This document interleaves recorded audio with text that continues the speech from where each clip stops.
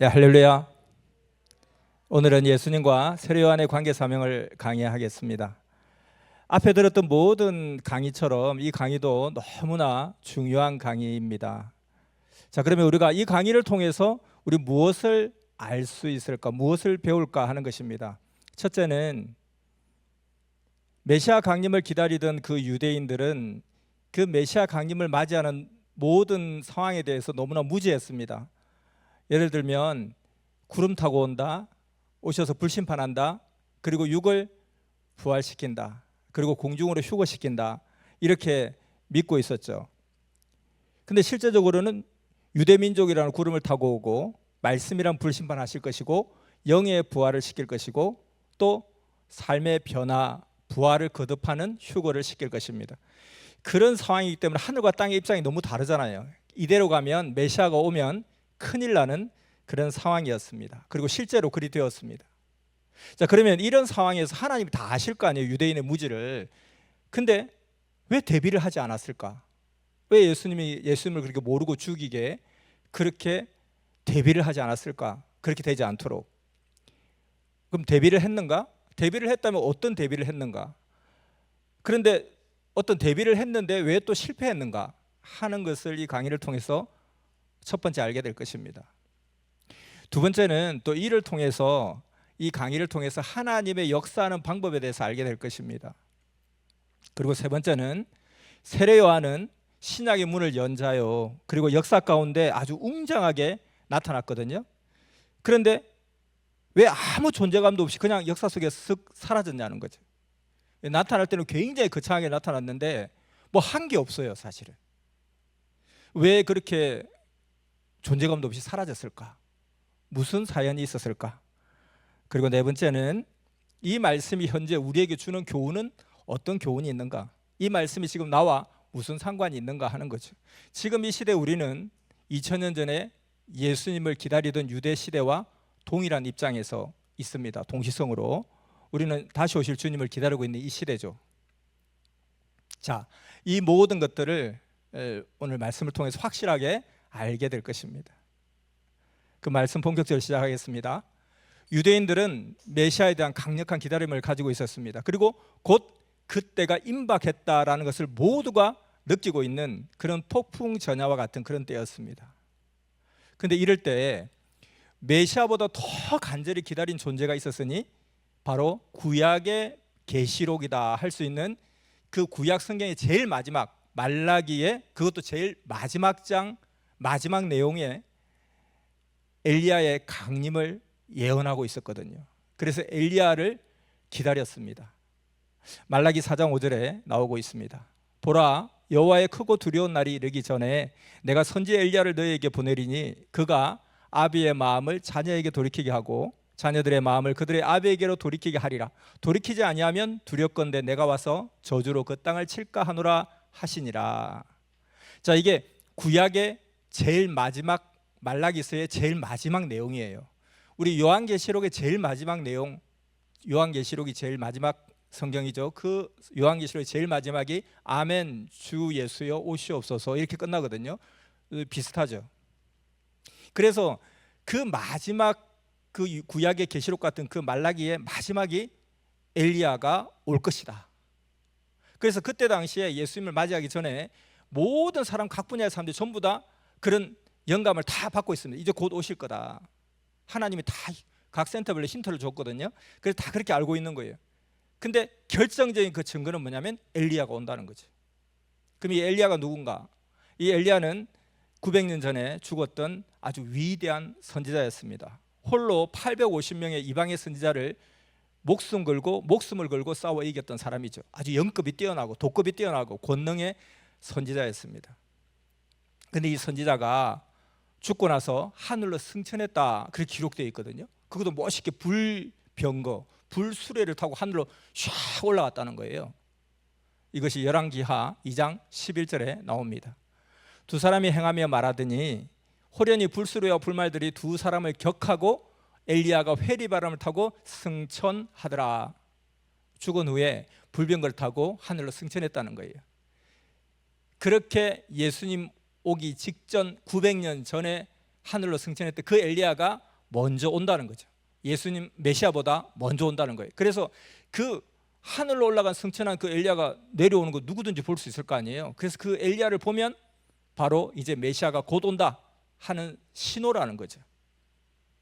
그렇게 이제 이제나 저제나 오늘 내일 하고 기다리고 있는데 이 조용했던 유대 땅에 큰 소동이 일어나게 됩니다. 마태복음 3장 1절에서 3절 말씀 보면 그때에 세례 요한이 이르러 유대 광야에서 전파하여 가로되 회개하라 천국이 가까웠느니라 하였느니 저는 선지자 이사야로 말씀하신 자라. 일러서되 광야에 외치는 자의 소리가 있어 가로되 너희는 주의 길을 예비하라 그의 첩경을 평탄케 하라 하였느니라. 자, 세례 요한이라는 사람이 등장하게 돼요. 이 폭풍 전야는 굉장히 조용하잖아요. 숨죽인 듯이 누가 숨소리만 내어도 소리가 다 들릴 정도로 굉장히 조마조마 100m 출발 신호를 대기하고 있는 선수들처럼 너무 긴장한 나머지 자기도 모르게 조금 움직이면 실격이잖아요. 그럴 정도로 조용히 집중하고 있는데 갑자기 빵 하고 터지면서 한 곳에서 막 복음을 불같이 외치는 자가 나타난 거예요. 근데 그가 누군가 보니까 제사장의 아들이에요. 근데 제사장 아들이면 최고 명문 가문이거든요, 당시에는. 그런데도 광야에 나간 거예요. 그리고 약대 트롯을 입고 그리고 메뚜기와 석청 자연식을 해가면서 막 배달 주문해서 먹는 것도 아니고 뷔페 가서 먹는 것도 아니고 거기서 있는 거 풀 뜯어 먹어가면서 오늘 아침이면 그렇게 하면서 아주 검소하게 청빈하게 말씀을 외치는데 생전 구약에서 듣도 보도 못한 회개라는 이야기를 하고 천국이라는 단어를 쓰고 세례를 베푼다는 거예요. 전혀 새로운 개념의 외침을 전했습니다. 그리고 바리새인과 사두개인들 나름대로 그 시대에서 제일 엘리트라고 하는 그런 자부하는 그런 사람들에게 이 독사의 자식들아 하고 회개하라고 그러거든요. 독사는 뱀 중에서도 최고 뱀이잖아요. 그게 뱀이 사탄을 상징하잖아요. 그러니까 이 왕사탄의 자식들아 이래버리는 거예요. 그 시대 최고의 종교의 엘리트들 보고 누가 감히 그렇게 이야기할 수 있겠어요. 근데 너무 기세가 막강하고 그냥 그 말씀의 파워가 강하니까 약간 주눅이 드는 거예요. 야, 우리 너희 아버지가 독사야? 좀 그런 것 같아. 이럴 정도로 굉장히 기세가 당당했던 거거든요. 그래서 혹시 저가 메시아가 아닐까라는 기대도 하게 돼요. 그래서 오늘날 이 목회를 지망하는 그런 어떤 사역자들의 최고 워너비가 누구냐? 세례 요한인 거예요. 제 최고의 가문, 종교 가문에 태어나서 인물도 멋있고 학식도 최고 높고, 이게 쉽게 말해 요즘 말하면 가문 좋고 돈도 많고 학벌도 좋고 그리고 인물도 멋있고 말도 잘하고 모든 걸 다 갖춘 사람이. 근데 그걸 다 버리고 저기 그냥 낙도에 가서 그냥 자기가 직접 농사에 먹어가면서 불같이 외치는데 그 외침에 전부 다 깨갱깨갱 하더라는 거예요. 그래서 나도 그렇게 살고 싶다. 그렇게 청빈하게, 그렇게 정말 거룩하게 살고 싶다. 이게 오늘날 모든 종교 지도자들이 되고 싶어하는 사람들이 워너비라는 거예요. 그러니까 심지어 신약 모든 신학에서 예수냐 세례 요한이냐 이렇게까지 이야기해요. 예수님보다 더하다는 사람도 있어요. 비록 그가 일찍 죽었기 때문에 꽃을 피우지 못했지 이렇게까지 생각해요. 대단한 존재였던 거죠. 그래서 혹시 저가 메시아가 아닌가라고 기대할 정도까지. 그런데 동시에 바로 그 요단강 건너편에 또 한 청년이 나타나서 외치기 시작한 거예요. 요단강이 되게 작은, 우리를 좀 애게 저게 개천 아니야 할 정도로 작은 또랑 같은 그런 강에 바로 건너편에서 또 한 청년이, 비슷한 또래의 청년이 외치는데 그도 역시 회개라는 복음과 천국이라는 복음을 외치기 시작하는 거예요. 둘 다 권세가 막강한 거예요. 그래서 갑자기 세례 요한을 따르는 자들도 생기고 또 예수를 따르는 존재도 막 생기기 시작한 거예요.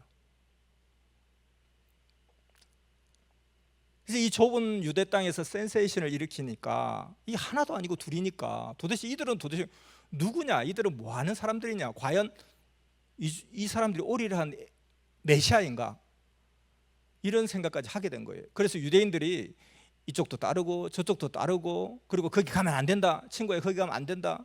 우리가 다니는 성전에 가야지.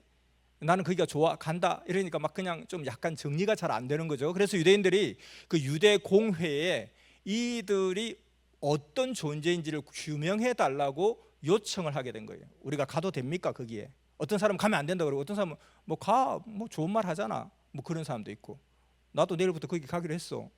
그래서 뭔가 정확한 규명을 해달라는 거예요. 그래서 유대 공의회에서 이들에 대해서 조사를 하기 시작했습니다. 그래서 쭉 프로필을 분석해 본 거죠. 그렇게 했는데 일단 신분, 출신, 배경, 예수라는 자는 목수 요셉의 아들이다. 그때 당시에도 목수는 좀 약간 신분이 되게 낮은 사람이었거든요. 근데 반대편에 세례 요한이라는 사람은 예루살렘 성전의 제사장 사가랴라는 사람의 아들이다. 이게 신분 차이는 확 나는 거예요. 귀족과 완전히 그냥 천민처럼 차이 나는 거예요. 그래서 이들이 어디 출신이냐 하니까 예수라는 청년은 가난한 빈촌 산골 출신이고 그 세례 요한은 아주 풍족한 도시 출신이다. 가문을 보니까 한쪽은 비천한 가문, 자랑할 것이 없는 가문인데 한쪽은 너무 좋은 가문이다. 종교 경륜을 보니까 학벌이 없어요. 나사렛 초등학교를 나왔다는 말도 있고 나사렛 초등학교를 졸업도 안 했다는 말도 있고 적어도 나사렛 중학교는 못 갔던 것 같아요. 근데 여기는 완전히 경력이 화려해요. 막 박사 학위가 서너 개씩 있고 막 그래요. 인물이 너무 수려하고 막 귀골이 장대하고 얼굴도 하얗고 막. 근데 목수의 아들은 인물도 별로 없는 것 같고 말도 좀 무식한 것 같고 은변도 없는 것 같고 또 그 친구를 보면 그 사람을 안다고 했는데 그 친구들이 전부 다 하층민들인 거예요. 다 사람들이 터부시하는 사람들이 줄줄이 다 있어요. 문둥병 환자, 중풍 환자 뭐 옛날 그때 당시에는 병 걸린 것을 하늘의 벌을 받아서 천형이라 그랬거든요. 하늘의 형벌을 받았다 그랬거든요. 그런 사람들, 세리와 창기들. 근데 이쪽에는 보니까 다 알만한 그런 학벌 이 인맥이 너무 좋은 거예요. 출생 일화를 보니까 이쪽은 베들레헴 시골 촌구석에서 그것도 마구간에서 말구유, 말밥통에서 태어났다는 거예요. 헛간에서 저 시골 오지의 헛간에서 그것도 말밥통에서 태어났다는 거예요. 근데 또 처녀가 잉태했다는 그런 말도 있어요. 2000년 전에 미혼모라 하면 정말로 업신여겼거든요. 근데 이쪽에 출생 비하를 보니까 야, 너가 옛날에 그 소리 들어봤어? 무슨 소리? 있잖아. 지금부터 한 30년 전이야. 잘 생각해봐. 그때 이 아버지 사가랴가 예루살렘 성전에서 12지파가 돌아가면서 제사를 지내거든요. 주관하거든요. 그래서 우리 지파의 순서다면 그 성전 안에 들어올 수 있어요. 근데 그 중에서 대표 한 사람은 지성소라고 그래서 성소 중에도 지성소가 있어요. 거기는 딱 한 사람만 들어가는 거예요. 하나님을 대면하고 나오는 거예요. 그래서 거기에 거룩하지 못하고 죄가 있어 들어가잖아요. 그럼 거기서 바로 벼락치듯이 벌을 받아 죽기도 했어요. 그래서 항상 들어갈 때는 자, 이게 성소라고 치요. 여기 지성소예요. 여기 지성소는 딱 한 명밖에 못 들어가는 거예요. 커튼이 쳐 있어요. 들어가면은 이렇게 줄을 묶어요. 몸에 줄을 묶고 방울을 달아요. 왜 그랬냐면 들어갔다가 내가 수준도 안 되는데 갔다가 바로 맞아서 급절하는 거예요. 그럼 짤랑짤랑 하는 거예요. 그럼 어떻게 치워야 되잖아요. 근데 들어가면 안 돼. 지성소를 딱 한 사람만 정해진 사람만 들어가거든요. 그러니까 줄로 잡아 당기는 거예요. 이렇게.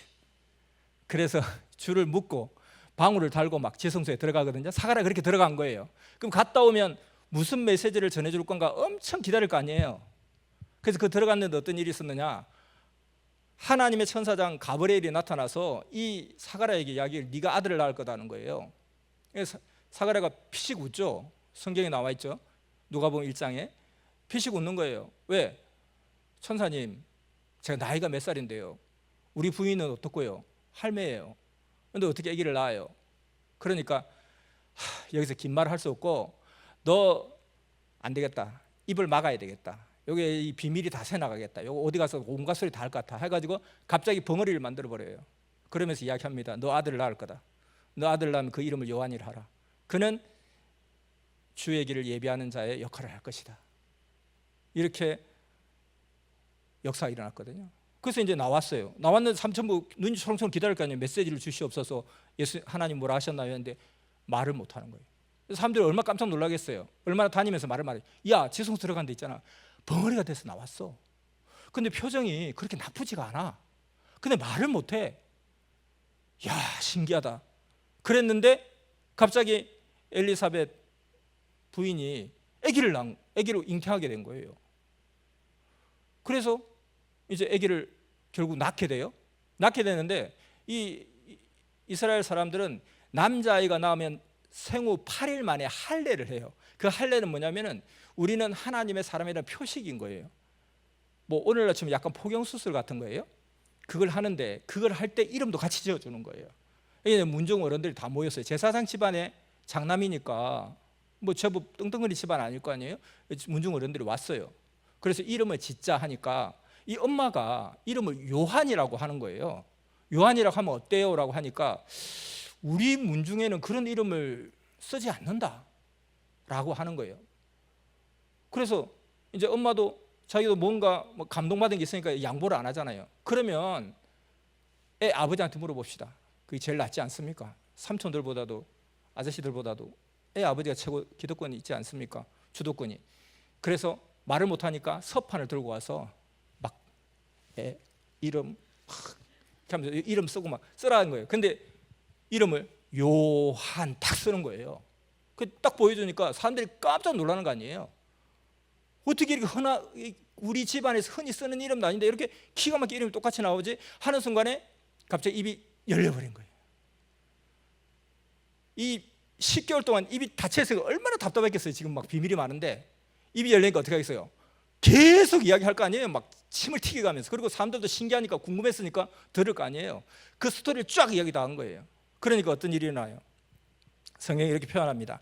이 아이가 장차 자라서 무엇이 될꼬?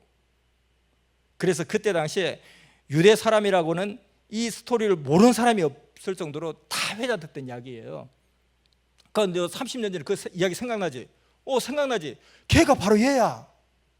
그래? 우와, 대단하구나. 이런 탄생의 엄청난 일화와 처녀가 미혼모가 애를 낳대. 애비는 누군지 몰라. 근데 저기 베들레헴 산골짜기에 가서 흙간에서 애를 낳대. 애를 어떻게 그 볏짚 위에 낳았을까? 아니 그 말구유에서 그냥 낳다네. 비교가 안 되는 거예요. 모든 게. 그래서 이제 이들이 생각할 때는 서기관과 바리새인들, 뭐 사두개인들, 뭐 이런 사람들은 되게 막 가오 잡는 거 좋아하잖아요. 그런 사람들 볼 때는 여기는 막 너무 막 미친 거예요. 여기는 좀 우리가 아무리 좀 큰 소리 치려고 해도 좀 약간 밀리네 이런 느낌이 드는 거예요. 그래서 만만한 쪽부터 뭔가 일단은 제거하자는 마음이 들 거 아니에요. 그래서 이건 아닌데 비슷하게 외치고 막 권세 있게 외치고 막 이렇게 하니까 일단은 하나씩 파악하자. 일단 좀 편하고 만만한 쪽부터 먼저 찔러보자 한 거예요.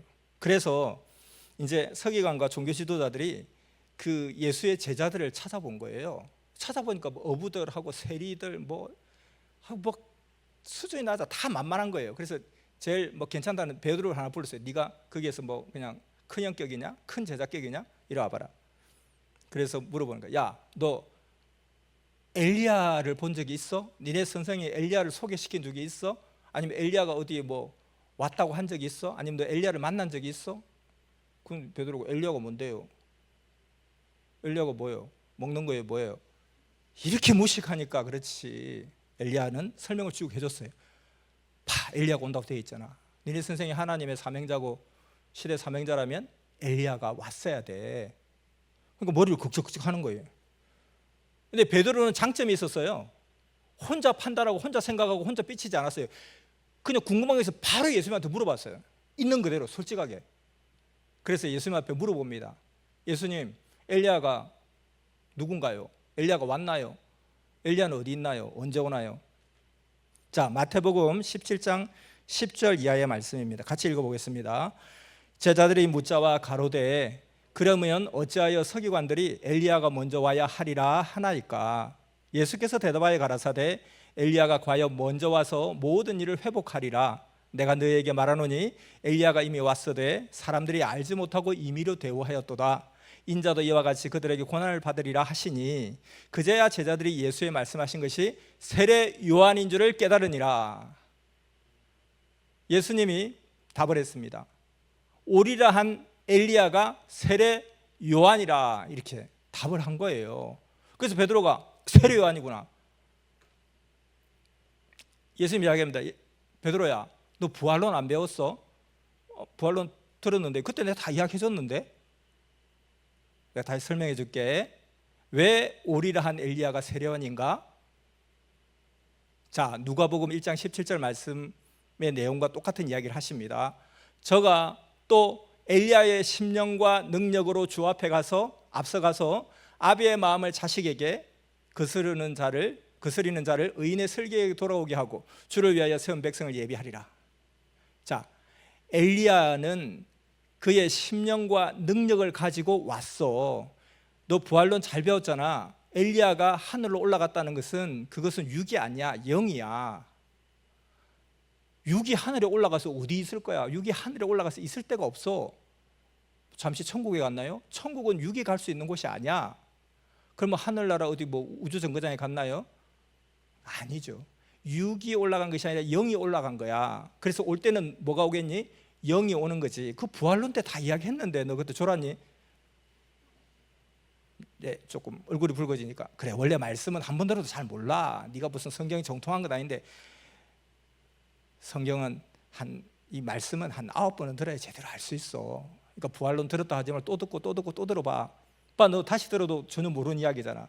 다 이야기한 거야. 이게 육신 부활이 아니라 영의 부활이라는 것이고 육신 승천이 아니라 영의 승천이라는 거야. 영이 승천해서 영이 내려오는 거지. 영이 내려오면 엘리야가 와도 사람들이 몰라보잖아. 그러면 누군가가 사람을 쓰고 나타나는 거야. 이것이 영이 나타나서 역사하는 법칙이야. 구약 때 하나님도 하나님 얼굴 본 사람 누가 있어? 하나님이 모세 붙잡고 나타나시고 아브라함 붙잡고 나타나시고 항상 영은 사람을 붙잡고 나타나. 근데 나타날 때 아무나 붙잡는 게 아니라 추첨해서 붙잡는 게 아니고 심령과 능력이 맞는 사람에게 찾아오는 거야. 오늘 말로 하면 손발이 맞는 사람, 수준이 맞는 사람, 죽이 맞는 사람 찾아온다는 거야. 그걸 심령과 능력으로 온다는 뜻이야. 그러니까 이 세례요한이 엘리야와 같은 일을 하는 거야. 그리고 같은 열정이 있는 사람이고 같은 담대함이 있는 사람이고 같은 말발이 있는 사람이고 같은 심정이 있는 사람이야. 그래서 이것이 재림의 법칙이야 라고 가르쳐준 거예요. 그러니까 베드로가 잘 알아들었어요. 이제 그 베드로가 성격상 가만히 있겠어요? 또 찾아갔죠. 바리새인 아저씨 이리 오세요. 서기관 아저씨 약속다방에서 만납시다. 그래서 설명을 쫙 해줬어요. 처음 듣는 이야기죠. 충격적인 이야기죠. 그런데 듣는데 너무 논리가 합당해. 심정적으로는, 기분상으로는, 감정적으로는 막 그냥 대들고 싶고 반항하고 싶은데 할 말이 없어요. 너무 정확하거든. 그래서 거기서는 막 삐딱하게 막 그렇게 호응하지 않고 인정하지 않고 그랬지만 돌아서면서 야, 베드로 저 자식 진짜 똑똑한데, 유식한데, 야 우리 뱃사람이라 무식해 그냥 맞받다가 큰일 날 뻔했다. 야 근데 들어보니까 말이 맞는 것 같지 않아? 우리가 배운 거 너무 다르지 않아? 그 앞에서는 차마 자존심상 네 말이 참 맞다 못했지만 틱틱댔지만 돌아서서는 맞단 말이죠. 가서 유대공회에 가가지고 지가 무슨 전도하러 온 것처럼 막 이게 맞지 않습니까? 그렇지 않습니까? 그럴듯하지 않습니까? 이야기를 막 한 거예요. 그러니까 거기 있는 사람들도 그래도 아니야 하는 사람도 있고, 그래 오히려 그게 일리는 있다. 야, 그 어떤 예수 그 젊은 청년이 어찌 그런 이야기를 다 할고, 이렇게 의견이 또 이제 분분하게 돼요. 그래서 이제 이거 어떻게 할 거냐 하다 보니까 그럼 간단하네요. 뭐 당사자한테 가서 물어봅시다. 세례요한이 엘리야라 하니까 세례요한한테 가서 네가 엘리야냐 하고 물어봐가지고 어떻게 알았지? 비밀인데. 그렇게 하면 맞는 거고 아니다 하면 아닌 거고, 뭐 여기서 막 우리가 설왕설래 할 필요가 뭐 있어요? 가서 확인해 보면 되지 않아요? 그래서 두 사람의 대표단을 파견합니다. 그 세례요한이 있는 곳에 가요. 세례요한은 막 또 불같이 외치고 있습니다. 독사의 자식들아. 또 둘이가 오니까 이 독사의 자식들아 하니까 지금 우리 독사든 뭐 아나콘다의 자식이든 뭐 상관없고요. 지금 잠시 이야기 좀 하자고요. 알겠습니다. 우리 회개할 테니까 이야기 좀 하자고요. 그래서 와서 물어보겠죠. 제일 먼저 무엇을 물어보겠습니까? 자기들이 기대했던 바가 있잖아요. 혹시 그리스도십니까? 라고 물어볼 거고, 그리스도가 아니라 해야 돼요. 일단 만약에 예수님 말이 맞다면, 아니라 하면 그 다음부터는 그러면 메시아다 하면은 모세입니까? 이렇게 물어봐야 돼요. 엘리야냐고 물어봐야 되겠죠. 그래서 거기서 이제 모든 게 다 밝혀지는 거예요. 요한복음 1장 19절에 나옵니다. 같이 읽겠습니다. 유대인들이 예루살렘에서 제사장들과 레위인들을 요한에게 보내어 내가 누구냐 물을 때에 요한의 증거가 이러하니라. 요한이 드러내어 말하고 숨기지 아니하니 드러내야 하는 말이 나는 그리스도가 아니라 한데, 또 묻되 그러면 무엇? 내가 엘리야냐? 가로되 나는 아니라. 또 묻되 내가 그 선지자냐? 대답하되 아니라. 또 말하되 그럼 누구냐? 우리를 보낸 이들에게 대답하게 하라. 너는 내게 대하여 무엇이라 하느냐? 가로되 나는 선지자 이사야 말과 같이 주의 길을 곧게 하라고 광야에 외치는 자의 소리로라 하니라. 자, 제일 처음에 그리스도냐 물었습니다. 그러니까 아니라니까 일단 한 단계 맞다. 자, 그러면은 그 다음에 바로 그 수많은 성경의 인물 중에서 왜 하필 딱 엘리야를 물었겠냐는 거. 이런 베이스가 스토리가 있기 때문에 엘리야냐고 물은 거예요. 사실은 물으려면 아브라함이냐, 제 우선순위가 누구예요? 유대인들의 최우선순위 조상 원조 아브라함, 그리고 가장 강력한 훌륭한 자기들의 선망의 대상 모세, 그 다음 다윗. 많아요. 엘리야가 1, 2, 3에 들어가지 않을 겁니다 아마. 근데 엘리야는 물었잖아요. 그럼 여기서 맞다 하면 판도가 완전히 바뀌는 거잖아요. 근데 거기서 아니다 해버리는 거예요. 이 역사적인 이 망언입니다. 아니다. 지가 엘리야 맞잖아요. 이게 어릴 때부터 보세요. 어릴 때부터 그 부모, 엄마, 아빠가 그걸 들었잖아요. 그러니까 얼마나 이야기를 많이 했겠어요. 자라면서 너 단디 해라, 너 똑바로 해라, 너 잘해야 된다, 너 삐딱하면 안 된다, 너 이런 사람이야, 이런 사람. 귀에 못이 박히도록 들었을걸요. 근데 아니라고 해버리는 거예요. 그러니까 이제 묻는 사람도 갑자기 황당한 거예요. 그럼 그리스도도 아니고 엘리야도 그럼 너 뭐냐 도대체 하니까 광야에 외치는 자의 소리다, 뭐 추상적인 이야기를 하고 자빠졌는 거예요. 지금 자기가 하고 있으면서도 몰랐던 거예요. 너무 안타까운 이야기죠.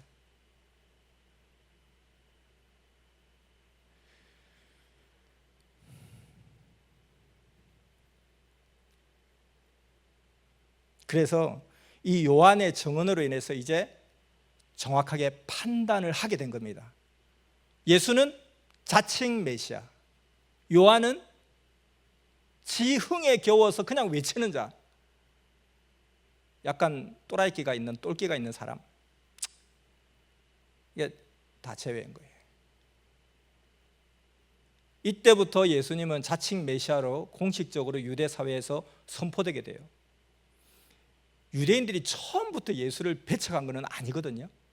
처음에는 진짜 심정적으로는 좀 무시하고 싶은 마음도 있었고 그랬지만 가서 이야기를 들어보면 깜짝깜짝 놀라거든요. 내가 여기 더 있다가 내가 완전 내가 진짜 녹아들겠다. 나 더 있다가 내가 저 청년의 제자가 되겠다고 더 빠지게 나오고 막 이렇게 했거든요. 그랬는데 이러한 사건이 있고 나서부터는 이제 확정적으로 자신 있게, 그리고 유대공에서 공식적으로 선포하는 거예요. 예수 가지마. 저기 성전의 제사장들, 성전의 사명자들, 청년들 그걸로 아무도 못 가게 하세요. 단디 광고하세요. 계속 광고하세요. 거기 가면 안 된다고, 거기 가면 구원도 없다고 하세요. 그 완전 거짓말장이, 사기꾼, 자칭 메시아, 교만한 놈, 건방진 놈, 가면 안 됩니다. 이렇게 하게 된 거예요. 자, 그럼 우리가 여기서 생각이 깊어지는 거예요. 앞서 말했듯이 하나님은 이런 상황을 다 예견하셨잖아요. 충분히 알 수 있었잖아요. 유대인들의 그 무지를 알고 있었잖아요. 억지로 성경을 푸는 거 알고 있었는데 왜 요한에게 이렇게 확정적으로 딱 인식을 시켜주지 않았냐는 거예요. 물론 그 부모를 통해서 인식도 시켰지만 더 확실하게 이럴 때 기다렸다는 듯이 내가 엘리야다, 내가 이 말을 하고 싶었다. 왜 그런 깨달음을 주지 않았고 그 교육을 하지 않았을까 하는 거죠. 그 하나님이 도대체 무슨 준비를 하셨냐고. 이게 지금 그 위험스러운 상황인데 4,000년 동안 준비한 이 위대한 역사에, 근데 이게 깽판 날 이런 상황의 무지를 아시면서도 왜 아무런 준비를 하지 않았냐는 의문이 생기는 거예요. 근데 항상 보면 하나님은 온전하시고 완전하신 거예요. 하나님은 하나님의 책임을 다 하십니다. 그러면 하나님은 요한이 부인할 수 없을 정도로 예수님이 누군지를 확실하게, 그리고 자기가 누군지를 정확하게 말해 주셨어요. 여기서 하나님의 역사하는 법칙을 볼 수 있습니다. 첫째, 육신 부활이 아닙니다. 영의 부활입니다. 영의 승천입니다. 영의 강림입니다. 영의 강림이면 누구를 통해서? 사람을 통해서 나타납니다. 왜냐하면 우리 사람은 육이니까 육을 볼 수 있고 육의 소리를 들을 수 있어요. 그러면 육의 몸을 쓰고 나타나야죠. 이것은 메시아도 마찬가지입니다. 구약시대 사람들은 하나님이 오신다고 생각했거든요. 그런데 하나님이 영이시라 보이지 않습니다. 귀신도 안 보이는데 하나님이 보이겠어요? 귀신 소리도 못 듣는데 하나님 소리를 들을 것 같아요? 못 듣죠. 그러니까 사람, 듣고 볼 수 있는 사람을 통해 나타나신다는 거예요. 그러나 그 본체인 영과 이 사람은 정말로 보이는 하나님과 같은 그런 닮음이 있어야 된다는 거예요. 그래서 그렇게 택한 자가 메시아 예수님이라는 거예요. 그렇게 택해서 온 엘리야가 택해서 온 사람이 누구냐? 세례요한이었단 말이에요.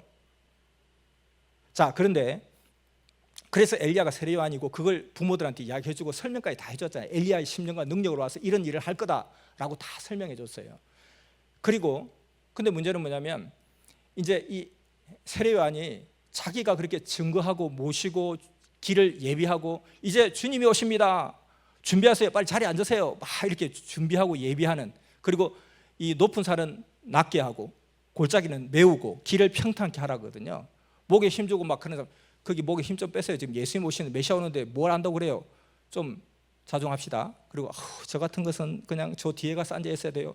아니에요. 다 똑같은 주님이 다 사랑하는 자예요. 오늘 큰 복 받으실 거예요. 축복 받으실 거예요. 편하게 생각하세요. 메워주고 깎아주고 평탄하게. 이 앞에서 전초하는 사람이고 신약의 문을 세례요한이 열고 왔단 말이에요. 열고 제일 처음 세례요한이 신약의 문을 열고 예수님 들어오십시오 이렇게 하는 거지.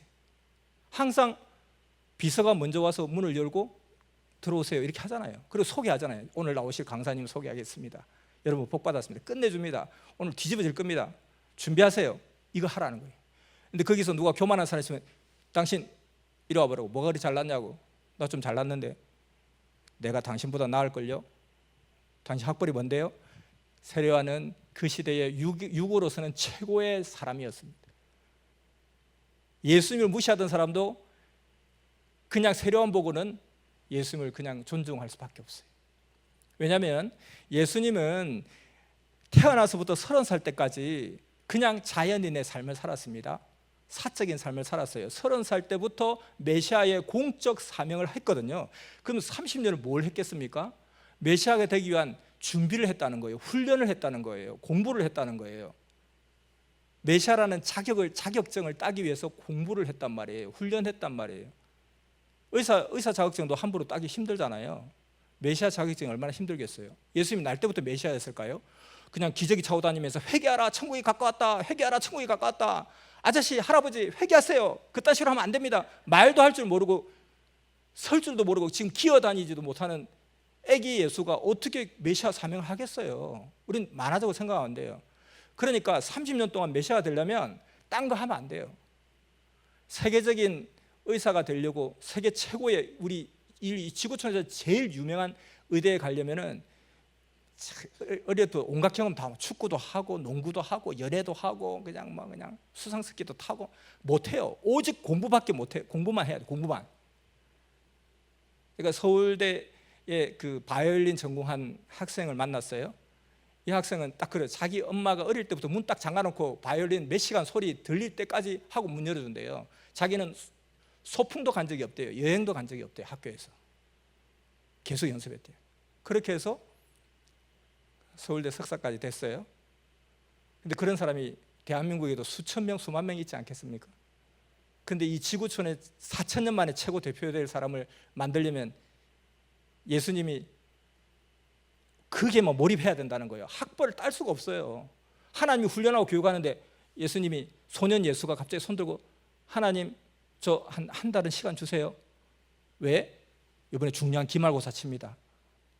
그렇구나. 기말고사 중요하지. 기말고사 치고 와. 그때 보자. 하나님 1년 정도 시간 필요해. 왜? 저 고3 수능생 아시죠? 할 수 없지. 그럼 한 10개월 뒤에 만나자. 이래서 언제 메시아가 되겠어요? 그러니까 육적인 것은 아무것도 갖출 수가 없는 거예요. 오직 영적인 것만 추구해서 그 메시아의 경지까지 올라가야 되는 거예요. 그러다 보니까 나와서 딱 하려고 하면 아무런 간판이 하나도 없는 거예요. 그러니까 무시하기 딱 좋죠. 이 육의 세상에서. 그러니까 육으로 최고를 갖다 붙여놓은 거예요. 예수님을 무시해도 세례요한 때문에 무시하지 못하게. 예수님 앞에 큰 소리 치고 막 학벌 자랑하고 있으면 예수님 죄송합니다, 제가 잘못 가르쳤습니다, 막 엎드려서 막 그냥 사색이 돼서 막 이렇게 뭐 굽신굽신하면서 딱 돌아서는 권위 있게, 당신 어디 나왔어? 당신은 뭐야? 집안은 뭐고 학벌은 뭐고 뭘 지금 자랑하는 거야? 나하고 한번 비교해보자고. 비교가 안 되거든요. 자기보다 비교도 안 되는 사람이 막 예수님 앞에서 막 진짜 굽신굽신하고 보면 나도 같이 굽신하게 된다는 거예요. 그렇게 하나님은 두 사람을 세팅을 해놓은 거예요. 그리고 이 두 사람이 그 엄마 마리아와 엄마 엘리사벳이 친족간이에요. 그러니까 이 모계 쪽의 친척이에요. 친척인데 세례요한이 6개월 또 형이에요. 그래서 영의 최고와 육의 최고가 딱 세팅하게 만들어 놓은 거예요. 그리고 이미 잉태했을 때 엘리사벳과 이 마리아가 서로 만나서 대화도 해요. 그 스토리를 이야기하기 해요. 영육의 최고 파트너로 딱 만들어 놓고 이제 이들이 접선만 하면 돼요. 접선을 해야 돼요. 왜냐하면 세례요한도 아직 자기가 증거해야 될 그분이 누군지 모르거든요. 접선을 해야 되는 거예요. 그 접선의 그 방식이 뭐냐면 세례를 베푸는 거예요. 이 세례는 두 가지 효과가 있어요. 주의 길을 예비케 하는 거, 정말 정리하는 거. 이제 주님 곧 오실 것인데 사람들 그냥 교만한 자는 확 낮춰버리고 교만한 자는 확 밟아서 좀 겸손하게 만들고, 또 너무 막 위축된 사람은 아니야 하고 북 뜯어주고 평탄하게 만들어 놓는 거예요. 그리고 주님 곧 오신다, 주님 곧 오신, 정신 차려, 준비해. 이렇게 세례를 통해서 깨끗게 하고 정결케 하고 준비케 하는 거예요. 이게 첫 번째. 두 번째는 오실 그 일을 만나는 하나의 암호, 접선 암호라는 거예요. 그래서 그 접선 암호를 어떻게 줬냐면 마태복음 3장 13절에서 17절 말씀 봅니다. 이때 예수께서 갈릴리로서 요단강에 이르러 요한에게 세례를 받으려 하신대 요한이 말려 가로되 내가 당신에게 세례를 받아야 할 터인데 당신이 내게로 오시나이까? 예수께서 대답하여 가라사대 이제 허락하라.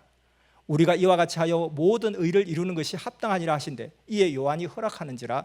예수께서 세례를 받으시고 곧 물에서 올라오실새 하늘이 열리고 하나님의 성령이 비둘기같이 내려 자기 위에 임하심을 보시더니 하늘로서 소리가 있어 말씀하시되 이는 내 사랑하는 아들이요 내 기뻐하는 자라 하시니라.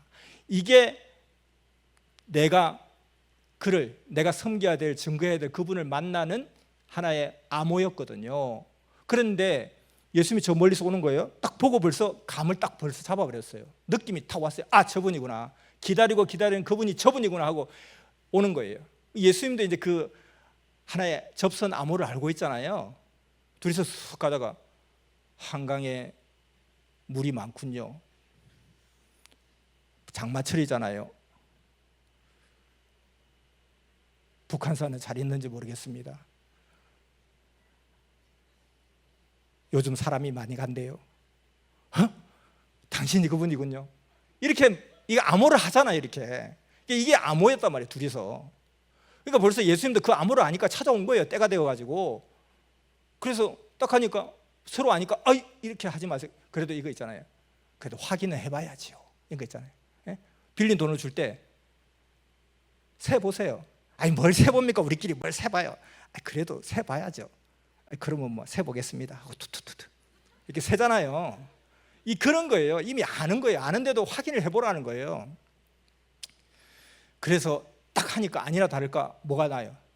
하늘이 열리고 성령이 비둘기같이 임하면서 이는 내 사랑하는 아들이라 하고 끝나버렸어요. 이제 역사는 끝난 거예요. 하나님이 뭘 준비 안 했냐고요. 하나님이 그래서 준비를 철동같이 한 거예요. 이렇게 철동같이 한 거라니까요. 30년 동안, 긴 세월 동안 정말로 막 말하고 싶어 죽겠는데 참고 준비를, 세팅을 완전하게 다 해놓은 거잖아요. 이보다 더 어떻게 완전하게 할 수 있어요.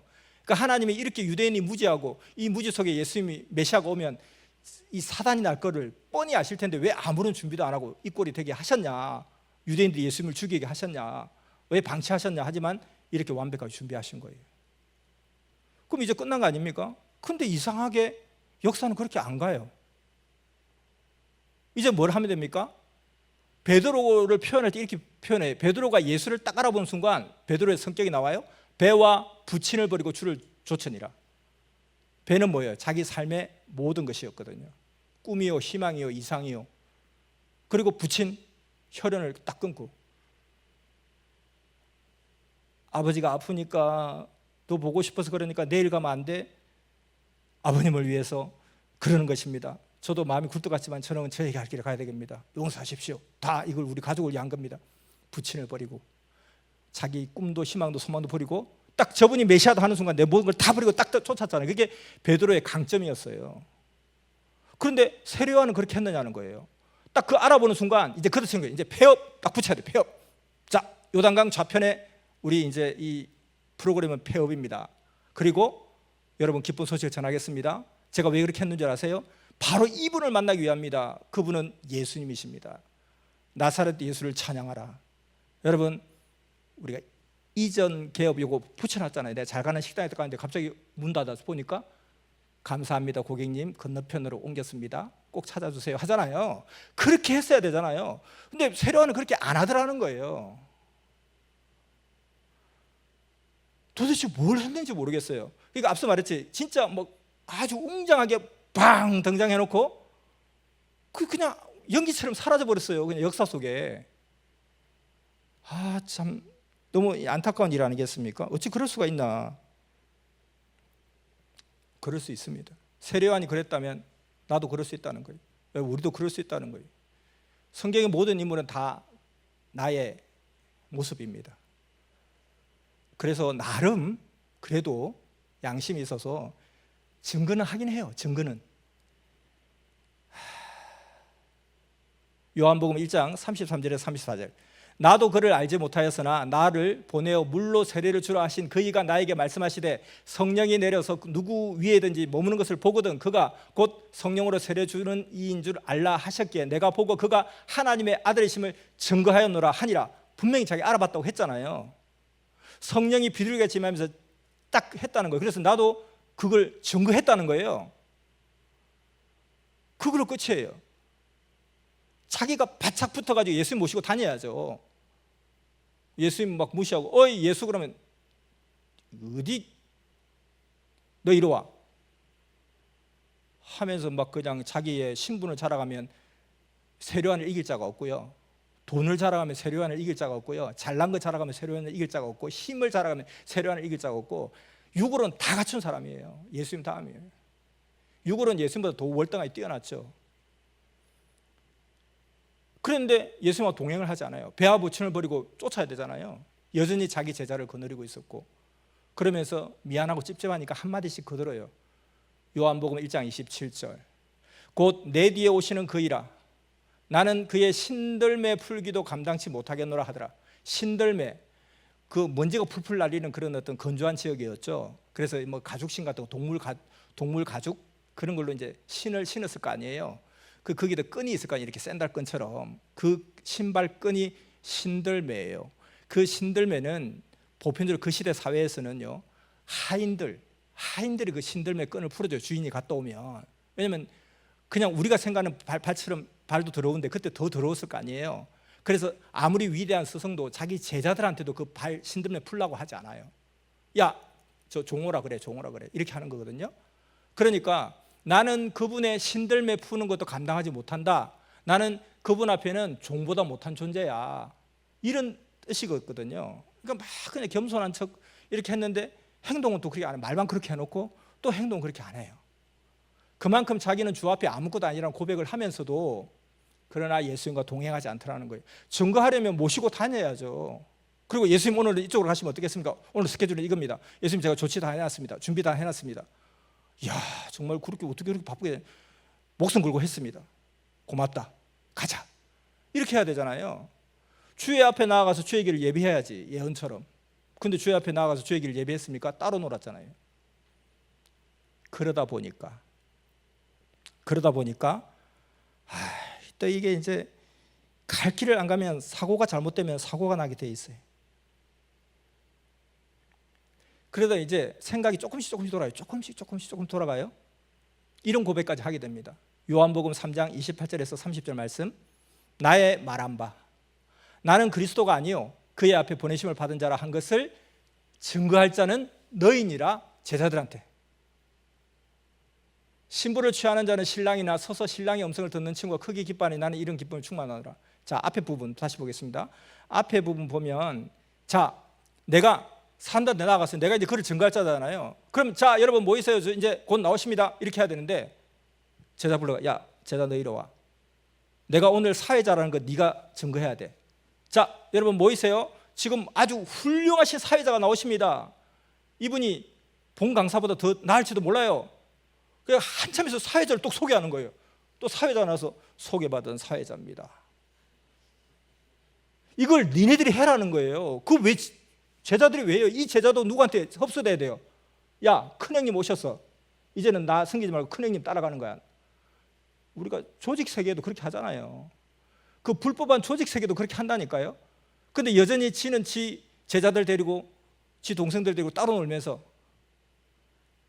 내가 증거할 자라는 증거할 자 너희니라 이런 이상한 소리만 하고 있는 거예요. 그러니까 완전하게 굴복되기가 싫은 거예요. 알기는 알았는데 받아들이지가 않는 거예요. 세례요한 같은 사람이 그 정도일까요? 여러분 말씀 이미 들은 사람도 있고 아직 안 들은 사람도 있을 거예요. 하나님의 천사장조차도 서운함 때문에 삐끄러져서 하나님 욕하는 게 사탄의 원조가 천사장이었잖아요. 그러면서 신부를 취하는 자는 신랑이나 서서 신랑의 음성을 듣는 친구가 크게 기뻐하니 나는 이러한 기쁨에 충만하노라. 자기는 신부가 돼야 되거든요. 예수님 파트너가 돼야 된단 말이에요. 근데 지는 들러리가 되게 돼. 들러리가 결혼식장에 들러리 있죠. 들러리. 그 신랑 앞에 신부가 돼야 되고 파트너가 돼야 되는데 나는 들러리로도 족하다. 지 스스로 한 발 빼는 거예요. 그러면서 하는 말이 뭐예요? 그는 흥하여야 하겠고 나는 쇠하여야 하리니. 굉장히 겸손해 보이잖아요. 그러니까 이 바보같이 오늘날의 사람들이 모르니까 앞으로 내가 목사 되겠다, 앞으로 내가 목회하겠다는 사람들이 다 이것 보고 감동받는 거예요. 이렇게 대단한 사람이 봐라, 예수님은 흥하세요, 저는 망해도 됩니다. 부부끼리 또는 사업 동업자끼리 그는 흥하고 나는 망해도 됩니다. 이건 벌써 딴 생각하고 있다는 뜻이에요. 부부는 공동 운명체예요. 미우나 고우나 내 남편이 사업에 성공하면 나도 같이 성공하고 잘 먹고 잘 살고, 요놈이 사고로 개판치면 나도 빚쟁이가 되는 거예요. 나도 이제 마음껏 장도 못 봐요.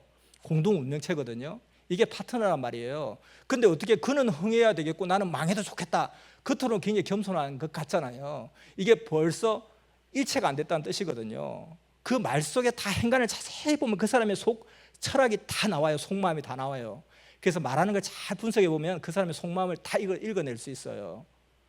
공동 운명체 인식이 전혀 없었다는 거예요. 겸손한 것 같지만 완전히 스스로가 심정적 굴복을 하지 않았던 걸 스스로 반증하고 있는 거거든요. 그러다 보니까 자꾸 그렇게 하다 보니까 이제는 원래 자기 사명까지도 의심이 되는 거예요. 원래 자기 사명까지 의심이 된단 말이죠. 왜 이렇게 됐을까? 이유는 동행하지 않았었다는 거예요. 베드로하고 비교해보세요. 배와 부친을 버리고 즉시 주를 쫓으니라. 그냥 이거 파는데 좀 시간 걸리는데요, 이거 정리한 시간 그거 아니야. 그냥 알아서 처리해, 알아서 처리하고 나한테 송금해.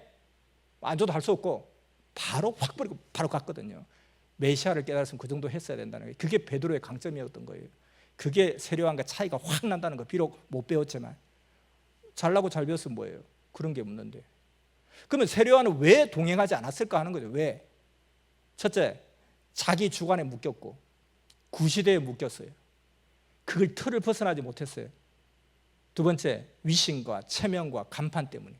만약에 예수님이 세례요한보다 더 월등한 가문에 월등한 어떤 외모에 월등한 학벌이 있었더라면 그래도 깨갱했을 수도 있어요. 나이도 더 많고, 나이도 어리지, 천하지, 그리고 먼 친척이니까 알 거 아니에요.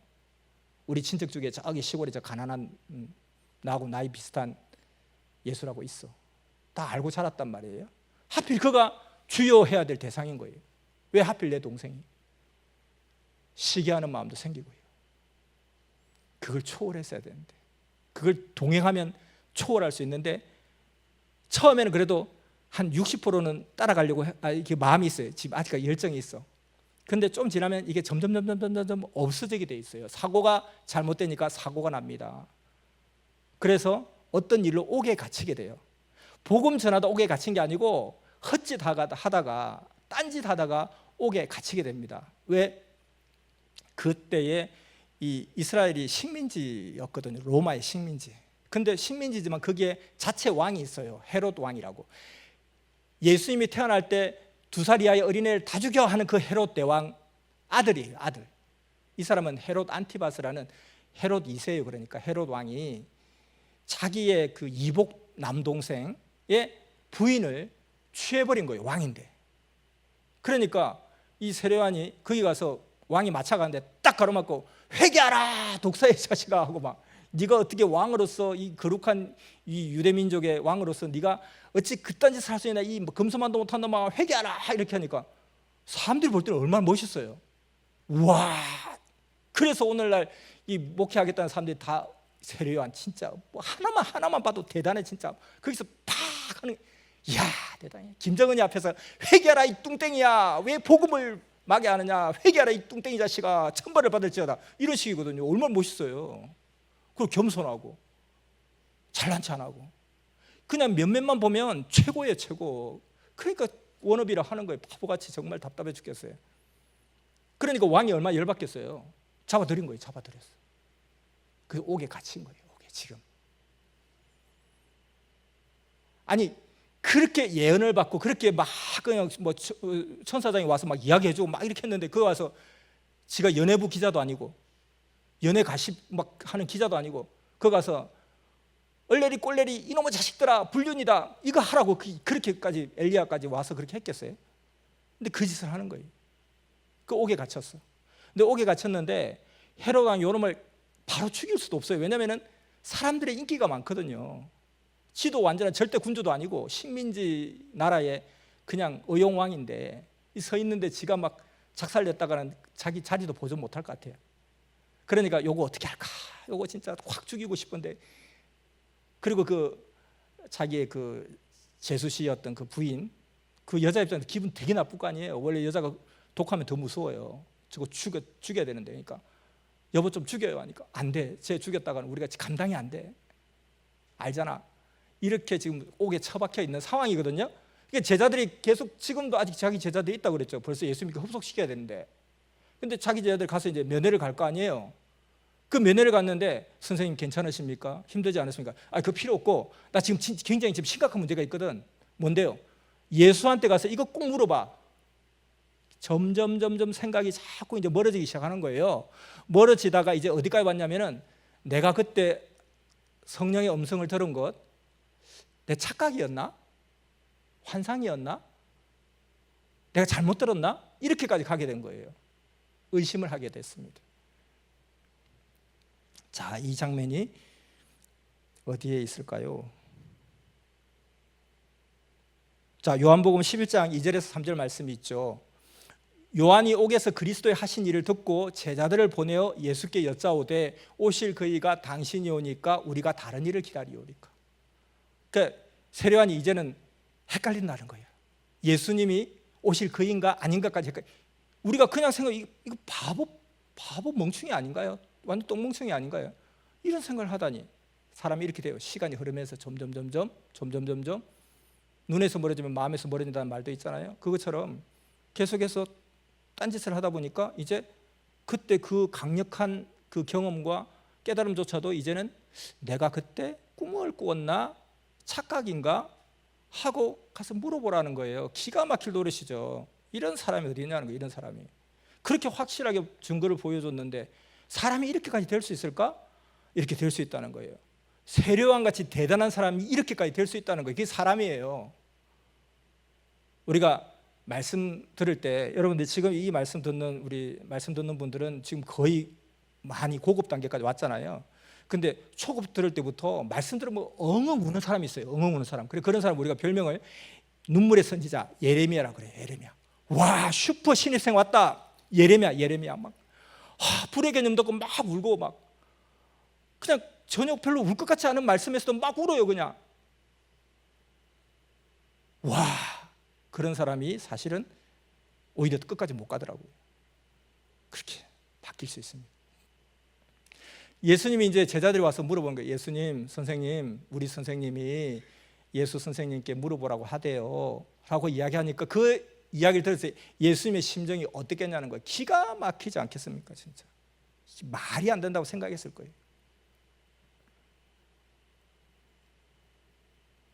예수님을 그렇게 공경에 빠뜨렸잖아요. 이제 완전히 거짓말쟁이 사기꾼으로 딱 공경에 빠뜨리고 나서 한다는 소리가 회개하고 양심 선언하면서 제가 나쁜 놈입니다. 제가 알면서도 그때 그랬습니다. 제가 정말 쪽팔리기도 하고 자존심 상하기도 하고 왜 예수님과 그 모차르트를 시기한 그 있잖아요. 이름이 갑자기 생각나는데 그것처럼 왜 나는 모차르트가 아닌가? 왜 나는 메시아가 아닌가? 왜 나는 왜 준비하고 예배하는 자인가? 내가 봐도 내가 더 나은 것 같은데 솔직히 그런 마음이 있었습니다. 제가 회개합니다 하고 다시 돌이킬 수 있는 반전 카드를 그래도 가능성이 조금 남아있는데 이런 소리를 하니까 예수님이 기가 막힌 거예요. 야, 이거 만만치 않겠다. 야, 이거 진짜 비극적인 결말이 보인다. 그래서 예수님이 이렇게 답변하십니다. 요한복음 11장 16절에서 12절. 누구든지 나를 인하여 실족하지 아니한 자는 복이 있도다. 세례요한 보고 한 거예요. 세례요한은 예수님으로 인하여 예수님에 대해 실족한 거예요. 발을 헛디뎠다는 거죠. 너희가 무엇을 보려고 광야에 나갔더냐? 바람에 흔들린 갈대냐?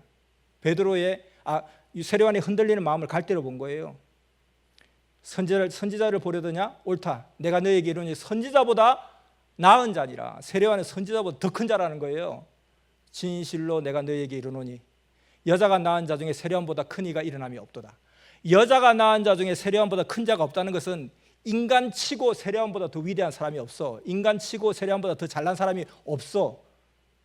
그렇게 하나님은 대단한 존재로 준비해 줬다는 거예요. 예수님의 파트너로.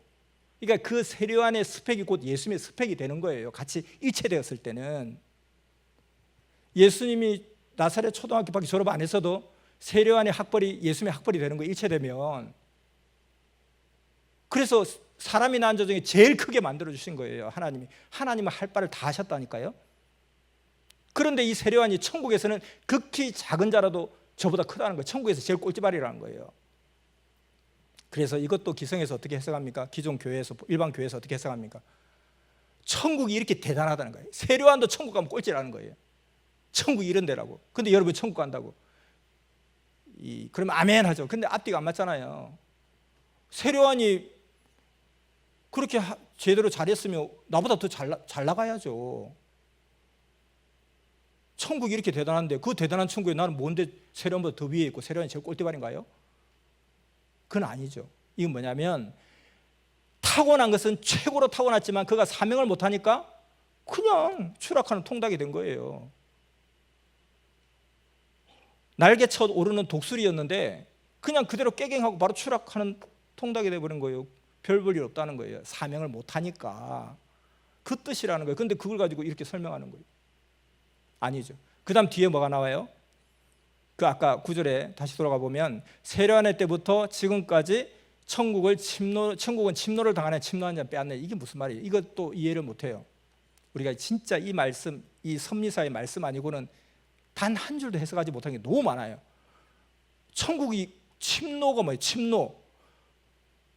침입하여 노략질을 한다는 거잖아요. 침입하여 뺏어 먹는 거잖아요. 천국이 막 침노를 당한 누구한테? 이거는 이 천국이라는 것은 세례요한의 사명을 이야기하는 거예요. 주의 길을 예비하는 자, 주의 파트너, 주의 동행자, 최고 아닙니까? 이 천국 세례요한의 이 위치를 이제는 자리가 비어버린 거예요. 사명 못하니까 공석이 된 거예요. 그럼 누가 제가 하겠습니다 하고 치고 들어온 자가 그 자리를 빼앗는다는 거예요. 그게 누구예요? 베드로잖아요. 베드로가 예수님의 수제자가 아니라 세례요한이 예수님의 수제자가 돼야죠. 근데 자기 일을 못하니까 공석이 돼버린 거예요. 사고 나서 죽어버린 거예요. 그러니까 누구든지 치고 들어온 자가 이 자리를 차지한다. 그래서 베드로가 치고 들어왔잖아요. 그래서 그런 것들을 우리가 생각해야 될 것 같습니다. 그래서 아까 말했듯이 예수님과 세례요한의 차이가 모든 것을 버리고 주를 쫓아싸우니 배와 부친을 버려두고 주를 좇으니라. 이게 베드로의 사상 정신이고 그는 흥하여야 되겠고 나는 쇠하여야 하리니. 겉으로 지극히 겸손한 척 자기의 어떤 선함을 막 표현하면서 솔직히 속으로는 아주 검은 속내를 가지고 있으면서 겉으로는 아주 겸손한 척. 신랑의 친구로 나는 만족하다. 들러리로 만족하겠다. 스스로 고백하잖아요. 신부가 돼야지.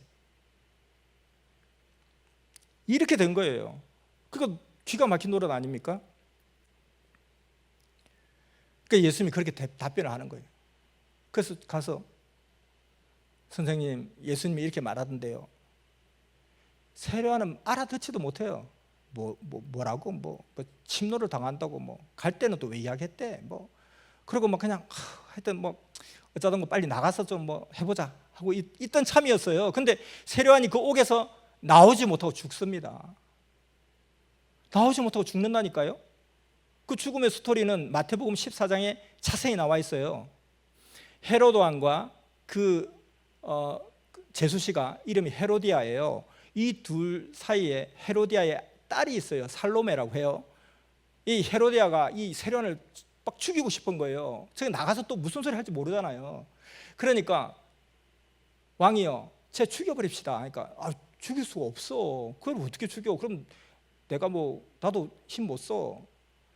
내가 할 수 있는 건 최대한 어떻게 트집 잡아가지고 좀 잡아놓고 고생 좀 시키다가 적당하게 막 나도 내 체면 세우면서 적당히 풀어줄 수밖에 없어 하니까 헤로디아가 여자가 굉장히 그 머리가 그런데 잘 돌아가요. 남자는 단순한데 아이디를 딱 짜내는 거예요. 여보, 그럼 나한테 맡기라고. 내가 스토리를 말해줄 테니까 그냥 안전하게 싹 죽일 수 있는 방법이 있다고 한 거예요. 무슨 방법이냐? 그래서 방법을 들어본 거예요. 좀 있으면 당신의 생일이 다가오죠. 그렇지. 그러면 만조백관을 다 불러 모을 거 아니냐. 로마 정부에서도 관리가 나올 거고. 그럴 때 당신은 그냥 엄청나게 안 좋은 파장을 내보내라고 막 짜증내고 화를 내고 막 그렇게 하라고. 그럼 내가 한 신하를 시켜놓고 그 신하한테 이야기를 하게 할게. 왕이여, 왜 이렇게 지금 짜증내시고 왜 이렇게 불편하게 하시고 그렇게 합니까? 제가 목숨 걸고 왕 앞에 아뢰나이다. 이건 아니지 않습니까? 하면 왕이 저런 발치가 노을 받나 당장 목을 쳐라. 그러지 마시고 너의 말이 옳도다. 내가 진짜 그래야 되는데 너가 충신이로다. 어떻게 그런 말을 하냐. 내가 맞다. 근데 난 진짜 마음이 나도 모르게 내가 지금 갱년기인지 몰라도 내가 잘 안 된다. 나도 미안해 죽겠다. 어떻게 하면 좋겠냐. 왕이여, 그렇습니까? 충분히 이해됩니다. 저도 얼마 전에 갱년기를 거쳤거든요. 그래서 저는 목숨 걸고 이야기했는데 칭찬해 주시니까 일단 감사하고요. 그러면 우리나라에서 제일 웃길 수 있는 사람 불러가지고요, 이 자리에서 공헌을 하시면 어때요? 상을 주겠노라. 좋다. 왕이 여기서 오버하는 거예요. 내가 나의 마음을 풀어주고 기쁘게 해주는 자에게는 나라의 절반이라도 주겠노라 하고 이야기해버린 거예요. 그러니까 이때 출세 기회 아닙니까? 그러니까 막 만조백관들 부인들이 그동안 춤 실력 막 숨겨놨던 부인들이 막 나와서 그냥 우리 남편 한번 대신 만들어야 되겠다 하고 막 춤을 추고 쌩 난리를 치고 막 해요. 막 뱃살 댄스도 추고 막 온갖 다 하는 거예요. 그러면 정말 막 가관인 것도 있어요. 웃긴 것도 있고 하는데도 꾹 참으라고. 그리고 막 더 화를 내버리라고 막. 그래서 처음에 이 신하가 왕이여 왜 이러십니까 하고 할 때는 사람들이 전부 다 속을 박수 쳤어요. 왜냐하면 왕이 자꾸 막 인상 찌푸리고 기분 나쁘게 하니까 전부 다 각자가 찔리는 거예요. 저 왕이 내가 어제 술 마시면서 왕 욕한 거 혹시 들은 거 아니야? 봐, 자꾸 나만 보고 자꾸 막 인상 찌푸리잖아. 나 이제 오늘 목 따라다는 거 아니야? 하는 사람도 있고, 어떤 사람은 내가 오늘 선물을 좀 작은 거 갖고 온 거 아니야? 좀 더 크게 갖고 올까 했는데 우리 부인이 그냥 니만 선물 갖고 왔냐? 다 갖고 왔는데 좀 작게 갖고 와 해서 작게 갖고 왔는데 괜찮을까? 나 때문에 그럴 거야. 전부 다 자기가 찔려가지고 불편해 죽겠는 거예요. 빨리 끝나고 집에 가고 싶은 마음밖에 없는 거예요. 그 어떤 사람은 내가 너무 상석에 앉았나? 그래서 왕이 니까 저게 뭔데 이게 상석에 앉아? 저기 절로 가. 이 방에도 나가. 근데 차마 손님들 때문에 말도 못하고 속으로 막 짜증낸 거 아닌가? 전부 자기 쳐다보고 다 화낸 줄 알고 있었어요.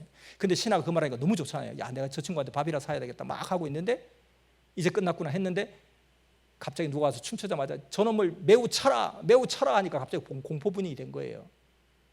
근데 그때 이제 극에 달했을 때 한 예쁜 아이가 막 탁 오는 거예요. 막 배꼽 딱 내놓고 막 아주 예쁘게 해가지고 막 춤을 막 살랑살랑 추는 거예요. 왕이 박장대소를 하는 거예요. 사람들이 막 오늘 정신이 없어요.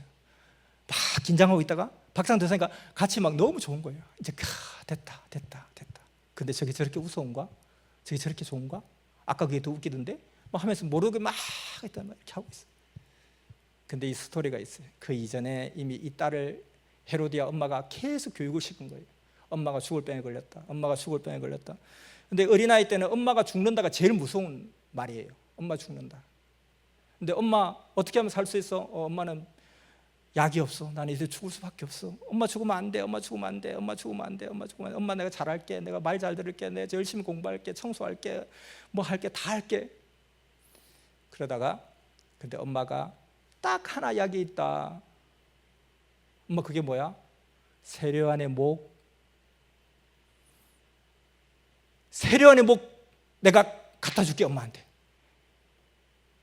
어떻게 어디 가서 구할 수 있냐고 하니까 이번에 왕의 생일 때 왕을 기쁘게 해준 사람한테 뭐든지 다 상을 준대. 이건 왕만이 구할 수 있는 거야. 알았어. 세련의 목, 세련의 목. 너 춤도 잘 춰야 돼. 그러면 춤출 거면 하다가 힘들어 안 할래 하면 또 아이고 엄마 죽는다, 엄마 죽는다. 세련의 목이 있어야 되는데 하면 또 세련의 목, 세련의 목, 세련. 이거 한 보름 동안 세련의 목에 막 얘가 쩔어 있는 거야. 이 세련의 목에 이제 내 인생이 다 걸려 있는 거예요. 그래서 이제 딱 나가서 이제 세련의 목, 세련의 목하고 미친 듯이 춤을 췄어요. 하하하 하면서 뭐든지 주겠노라 하니까 이 애가 뭐라 그래요? 세련의 목하고 이야기하는 거예요. 자, 한편 이 이제 세련의 제자들도 우리 선생이 정말 좀 왕 앞에 그렇게 한 건 쪽팔리게 했지만 그렇다고 해서 이렇게 계속 붙잡아 놓을 수 있는 이 죄는 아니거든요. 그러니까 왕도 자기 체면도 살릴 겸 그냥 내주면 왕이 또 자존심 구기니까 내가 기쁜 내 생일날 널리 관용을 베푸노라 하고 딱 놔주면 서로 그림이 좋다는 거예요. 그걸 누구든지 다 알 수 있고 기자들도 그런 예상 기사를 막 쓰고 그렇게 했어요. 그래서 이제 검은 세단을 다 해놓고 막 그냥 준비해서 두부 들고 막 준비하고 있는 거예요. 밖에서 이제 끝날 때쯤 아마 선포할 거야. 우리 선생님 나올 거야 하고 이제 아니 왜 아직 안 끝나고 담배를 계속 보고 있는 거 계속 이렇게 야 어떻게 끝나가? 지금 끝나갔는데 야 근데 지금 분위기가 이상해. 막 왕이 지금 이상해 미쳤나 봐. 막 그런데 갑자기 춤추고 난리가 나고 다 이상해 하는데 세련의 목 하는 거예요. 그러니까 왕이 속으로는 왔다 이제 헤로디아는 숨어가지고 박수치고 작전 성공하고 있죠. 근데 세련의 목 갖다 줘 이러면 안 되잖아요. 왕이 막 갑자기 또 돌변하는 거예요. 화를 빡 내면서 이 조그마한 계집애가 말이면 다인 줄 알아? 무슨 세련의 목이냐 하고 막 이제 그렇게 하는 거죠. 내가 세련을 비록 가뒀지만 내가 그분을 얼마나 존경하는데 안 돼. 그 순간 이제 이 아이는 어떻게 돼요? 돌아버리는 거죠. 난 끝난 줄 알았는데 이제 우리 엄마 살리는 줄 알았는데 이제 다시 이제 이 왕이 안 된다면 이제 길이 없잖아요. 이제는 이판사본 눈에 뵈는 게 없는 거예요. 치마 뒤집어 쓰고 뒹구기 시작하는 거예요. 왕 나쁜 놈 거짓말쟁이, 왕은 거짓말쟁이다, 왕은 거짓말쟁이다, 왕은 거짓말쟁이다. 저기 왕이냐 막 하고 막 얘는 무서운 게 없어요. 우리 엄마 죽는 것보다 무서운 게 어디 있어요. 막 난리친 거예요. 그러니까 막 지금 오늘 참여했던 사람이 일진이 사나운 거야. 막 이 웬일인가 이렇게 된 거예요. 이제 이러니까 이제 그 짰던 신하가 이런 거예요. 왕이여, 왕의 말은 남아 이런 충천금인데 왕은 남아 중에 남아 최고 아닙니까? 왕의 말을 이렇게 막 바꿔버리면 나라의 기강이 안 씁니다. 이것은 돌이킬 수 없습니다. 그리 하셔야 됩니다 하니까 왕이 흑흑흑 울면서 내가 미친 짓을 했구나. 차라리 내 목을 가져가라. 내 목을 가져가라. 내 목을 가져가라. 근데 이 살로메가 그 왕의 목이 필요한 게 아니잖아요. 필요 없어. 필요 없어. 그런 목은 필요 없어. 요한의 목 하는 거예요. 그러니까 이 왕이 막 통곡을 하다가 실신을 해버렸어요. 실신을. 그림 좋잖아요. 왕도 비통하여 실신까지 했다는 거예요. 남자들이 실신 잘 안 하거든요. 여자들이 실신 잘 하지. 그러니까 이제 빨리 모시라고 막 안에 들어간 거예요. 그 다음에 이제 그 아까 짰던 신하가 이제 주관을 하는 거예요. 오늘 참 비통한 날입니다. 그러나 어쩔 수 없습니다. 이거 누구의 잘못도 아닙니다. 어쩌다 이렇게 되었는지요. 세련에 집행하라. 들어가서는 이제 막 배를 움키 잡고 박수 치면서 막 하는 거예요. 막 잘됐다 이놈의 새끼 넌 죽었다. 이제 이걸 누가 이게 밀란을 일으킬 수 있겠어요? 누가? 세련의 제자인들 이걸 어떻게 할 거예요? 도의적인 비난을 할 수 있어도 이게 뭔가 쟁점화 시킬 수가 없는 상황인 거예요. 한편 세련도 이미 알고 있어요. 오늘쯤엔 지가 풀어주겠지. 자식이 말이야. 에?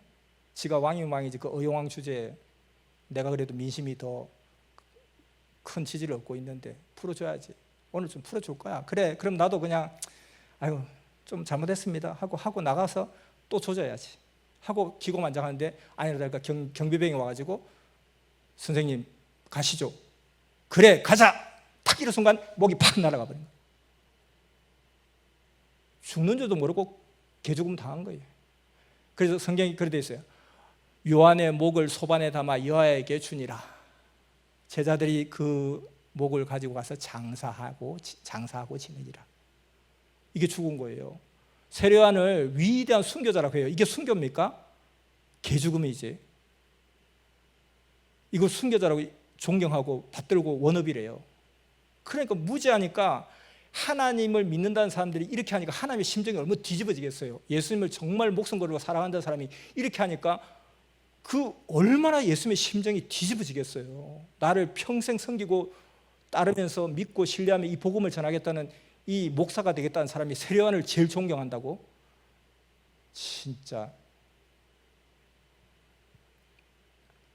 이걸 갖다가 순교라고, 위대한 순교자라고. 모르면 이렇게 하나님 심정의 대못을 박는 거예요. 그러면서 또 예수님하고 눈물을 흘리면서 예수님 속 다 뒤집어 놓고. 그래서 그 소식을 이제 장사 지내고 제자들이 예수님에 가서 말을 하는 거예요. 예수님한테 예수님, 우리 선생님이 이렇게 돌아가셨습니다. 참 어처구니 없고 너무나 비통합니다. 누구를 탓해야 될지 모르겠습니다. 진짜 이거. 헤로도한 그놈의 자식이 좀 원흉이긴 한데 그렇다고 딱히 어디에서 뭐 그냥 좀 말도 참 애매합니다. 지금 고소할 수도 없고 참 애매합니다. 이게. 예수님이 그걸 딱 들으시고 마태복음 14장 13절에 예수께서 들으시고 배를 타고 떠나사 따로 빈들에 가시니. 그러니까 예수님 듣는 순간 이제 막 엄청난 충격이 온 거예요. 아까 옥에 있을 때도 삐딱한 소리, 뭐 말도 안 되는 소리 질문하러 들어왔을 때도 기가 막혔고, 더 나아가서는 나는 엘리야가 아니요 했다는 소리도 기가 막혔고, 언제부터 왜 유대인들이 갑자기 나한테 돌을 던지고 왜 이렇게 난리냐, 왜 그러지? 어제까지 안 그랬는데 듣고 보니까 세례요한의 선언 때문에 그랬다는 거예요. 그때 기가 막혔고, 그놈이 그래도 회심할까, 시간 지나면 어떻게 되겠지 했는데 옥에 처갇혀가지고 거기서 묻는다는 게 당신이 오실 그이입니까? 이딴 소리를 물었다 하니까 거기서 또 기가 막혔고, 그래도 아직 죽진 않았잖아요. 근데 예수님한테 온갖 덤태기 다 씌워놓고 죽어버렸다는 거. 이제 죽은 자는 말이 없는데 죽었다는 소리니까 예수님이 이제는 그냥 역사가 확 기울었다는 생각을 가지게 되면서 나 잠시 좀 생각 좀 해야 되겠다. 나 혼자 좀 시간 가질게. 따라오지 마. 하고 홀로 갈릴리 바닷가로 가신 거예요. 갈릴리 바닷가에 한데 이제 잿빛 하늘에 어둑어둑 노을이 지고 있는 그 상황에 바람이 불기 시작합니다. 머리가 날리면서 그 바람을 맞으면서 잿빛 하늘을 바라볼 때 예수님의 심정에서 각오해야 되겠다. 이제는 내가 각오해야 되겠다. 최악의 수단을 써야 되겠다. 이 각오를 하게 된 거예요. 릴레이를 하는데 우리가 다 이겨가는데 저놈의 자식 오다가 그냥 오버해가지고 약속대로 안 하고 그냥 지가 뭔가 하나를 발휘하다가 엎어져 버린 거예요. 그럼 내가 쫓아가서 저기까지 가서 다시 추워서 다시 뛰어가야 되는 거예요. 그러면 이미 금메달은 날아갔겠다. 이거 어떻게 하냐? 그러면 3등이라도 해야 되겠다. 죽으라 하고 뛰어야 되겠는데 만만치 않겠다. 이래 된 거예요. 그리고 그렇게 해놓고 죽어버리니까 이제는 예수님은 뭐냐면 그것도 포기할 수는 없잖아요. 최선을 다해야 되잖아요. 그럼 뭐냐면 이제 내가 증거를 해야 내가 증거를 해야 되는 거예요. 자기 증거를 해야 되는 거예요. 여러분, 자기 증거가 얼마나 힘이 없냐면 실제 이 사람이 똑똑해요. 근데 자꾸 자기가 근데 이 말을 안 하려고 했는데 사실 저 되게 똑똑하거든요. 맞는데 좀 믿어주셔야 되는데 진짜 똑똑해요. 진짜. 그 어릴 때 다 나보고 배우되라고 너무 예뻐가지고 배우되라고 했는데 근데 운동도 너무 잘해가지고 또 올림픽 선수 되라고도 하고 연극반에서 연극 배우하라고 데려오고 복싱부에서 복싱하라고 데려오고 축구부에서 축구하라고 데리러 또 학교에 우등반 선생님은 너는 전교 1등인데 어디 가서 운동하고 지금 어디 가서 공부해야지. 저 사실 그랬거든요. 밥맛이에요. 밥맛. 네? 밥맛이에요. 증거는요 다른 사람이 해줘야 돼요. 다른 사람이. 근데 다른 사람이 해주는데 바보 멍충이가 와가지고 선생님 우리 형 잘 모르시죠? 우리 형 진짜 똑똑해요. 정말 대단해요. 전교 꼴찌가 우리 형 대단하면 전교 꼴찌에서 3등인 거예요. 힘이 없어. 일단 자기 증거가 제일 나쁘고 상대 증거도 증거하는 자가 어떤 사람이냐에 따라서 증거의 파워가 달라져요. 근데 제일 잘난 사람이 서울에서 1등하는 친구가 아이고 내가 진짜 이 형 앞에는 상대도 안 돼, 잽도 안 됩니다. 그러면 우와 이렇게 하게 돼요. 근데 자꾸 내가 보기에는 이렇게 생기고 멍청하게 생겼지만요, 제가 서울에서 1등하는 친구보다 동생보다 제가 더 똑똑하거든요 하면 힘이 하나도 없어요. 근데 예수님은 그 증거를 해야 되는 거예요. 그거 내가 사실 세계에서 제일 똑똑하거든요 이 말을 해야 되는 거예요. 근데 이미 밑보일 때는 밑보여 있고 이미 정말 막 찍혀 있는 사람이 또 그 말 하니까 더 짜증날 거 아니에요. 근데 안 할 수가 없잖아요. 그러다 보니까 예수님이 요한복음 3장 14절 15절 모세가 광야에서 뱀을 등같이 인자도 들려야 하리니 이는 저를 믿는 자마다 영생을 얻게 하려 하심이라. 내가 고난의 길을 가야 되겠다. 십자가의 길을 가야 되겠다. 내가 영광 받으면서 나를 다 믿게 해서 갈 수는 없겠구나. 이들의 불신을 내가 다시 뒤집기는 만만치 않겠구나. 그럼 내가 이들이 불신한 가운데서도 내가 뜻을 이루려면 내가 고통의 고난의 길을 가는 수밖에 없겠다라고 생각을 하시고, 그 생각의 끝에 누가복음 9장 30절에서 31절 문득 두 사람이 예수와 함께 말하니 이는 모세와 엘리야라. 영광 중에 나타나서 장차 예수께서 예루살렘에서 별세하실 것을 말씀하실세. 이제는 목숨을 내놓는 그런 수단을 써야 되는 최후의 우리가 마지막 보루가 뭐예요? 목숨 걸고 하자라는 거죠. 그전에는 죽지 말아야 되거든요. 모든 그게 그래요. 전쟁도 어떤 뭐 사업도 마찬가지. 근데 마지막 수단 뭐예요? 이제는 내가 죽어서라도 뜻을 이루어야 되겠다. 원래는 죽어서 뜻을 이루는 게 원래 뜻이 아니었어요. 근데 이렇게 뒤틀어지니까 이제는 죽어서라도 본인의 결백을 증명해야 되는 거예요.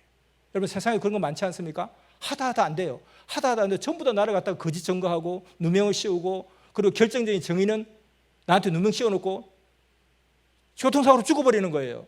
나는 나를 변증할 게 하나도 없어요. 마지막 수단이 뭐예요? 내 죽음으로 증명하리라. 이 방법밖에 없는 거 아니에요?